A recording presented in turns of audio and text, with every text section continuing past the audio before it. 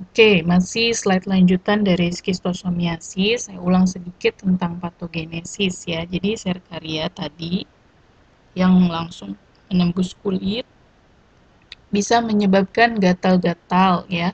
Stadium akutnya telur bisa berada di hati atau di liver tadi menyebabkan pseudoabses ya.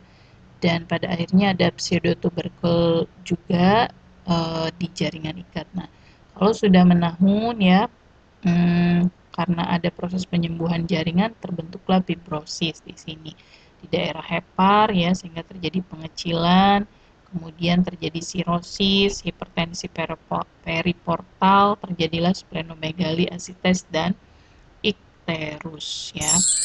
Nah, jika secara gambar mungkin kita bisa lihat skemanya seperti ini. Jadi cacing ini kan tadi sangat kecil ya, karena mereka berada di pembuluh darah. Kita bayangkan kalau mereka sangat banyak di pembuluh darah, pastinya sistem imun kita akan mengeluarkan stimulus ya, atau merespon sistem imun kita. Nah, meresponnya dengan cara apa? Telur-telurnya ini di-trap oleh sistem imun tubuh kita, atau seperti di bahasanya, karena ini dianggap sebagai musuh ya, dibuatlah semacam barrier gitu oleh sistem imun kita yang menyebabkan akhirnya terjadi fibrosis ya, karena adanya hipersensitif antigen di sini ya, menyebabkan granuloma ya, sehingga menyebabkan aliran darah itu juga terganggu ya.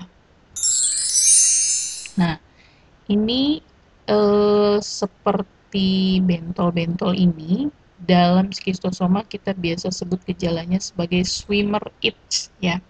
Kenapa? Di sini adalah bekas si serkarianya penetrate atau masuk ke dalam kulit kita. Jadi ini kayak digigit serangga, hati-hati kalau berenang di perairan, terutama di Danau Lindu mungkin. Nah, ini kalau kita ada bekas seperti ini bukan digigit serangga atau nyamuk ya, atau semut gitu, tapi ternyata ada larva cacing skistosoma yang masuk ke dalam kulit kita ya. Nah, ini kalau yang sudah chronic case ya, terjadi hepatosplenomegali pada penderita skistosoma. Jadi bukan cuma cacing usus aja yang perutnya membesar ya, ternyata skistosoma juga. Nah, di Afrika mungkin kasusnya sudah banyak yang seperti ini.